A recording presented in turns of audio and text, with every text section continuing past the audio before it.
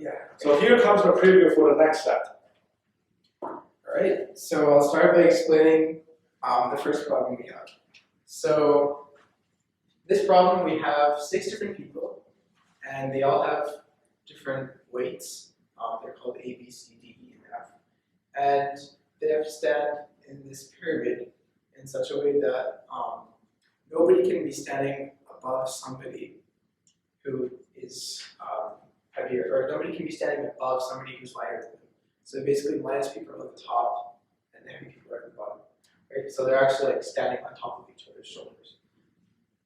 And it's asking if you have these 6 people all with different weights, I believe, how many ways can we do this?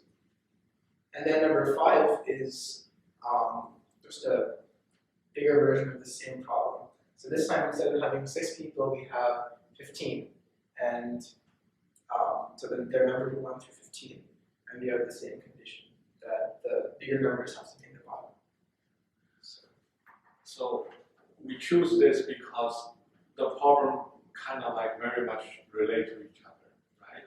But they do have some differences, and cause the whole solving the problem is very different. Because over here, E is underneath both B and C. Right. But here we don't have that issue. We don't have that overlapping thing. Okay, so they produce different methods. Right, so just to clarify, I'll draw in the trees. So this time we have A on B and C, and it looks like this, right? And over here we have A on B and C, and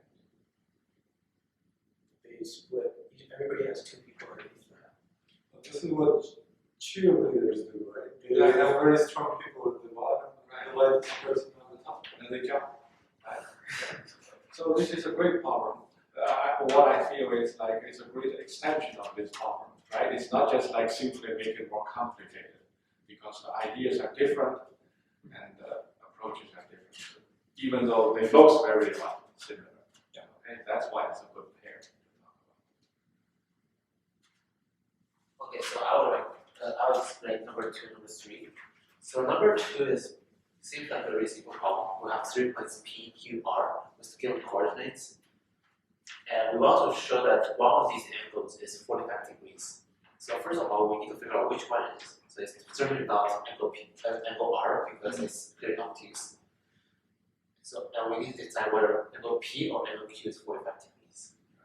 And also one side note, we are not allowed to use any trigonometric method, because that will like kill the problem very easily, and we don't want that. The idea is to develop students' instinct with numbers. When we see 3, 4, 5, they know it's a Pythagorean triple, right? We know numbers, how to factor it. And the geometry, the grid line is also important. 2-dimensional. What's the sense? How do you find easier ways to do the problem?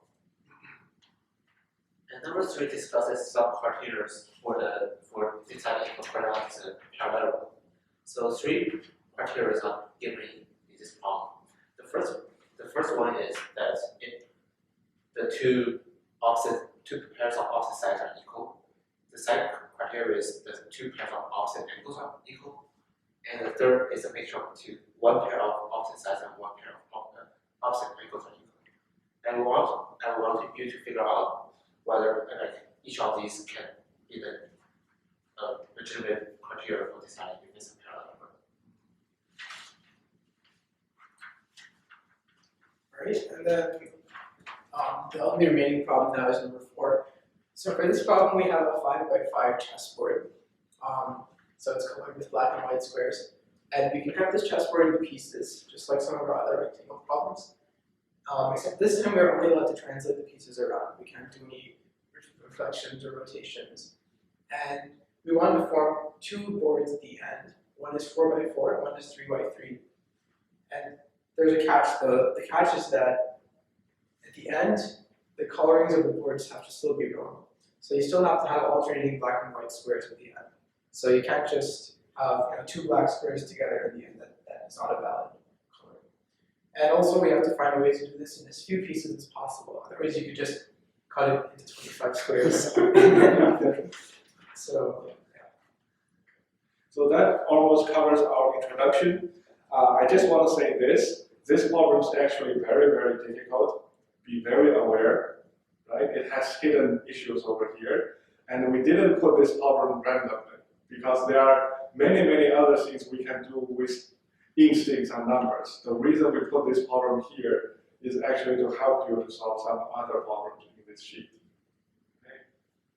Have fun with these problems and see you next week.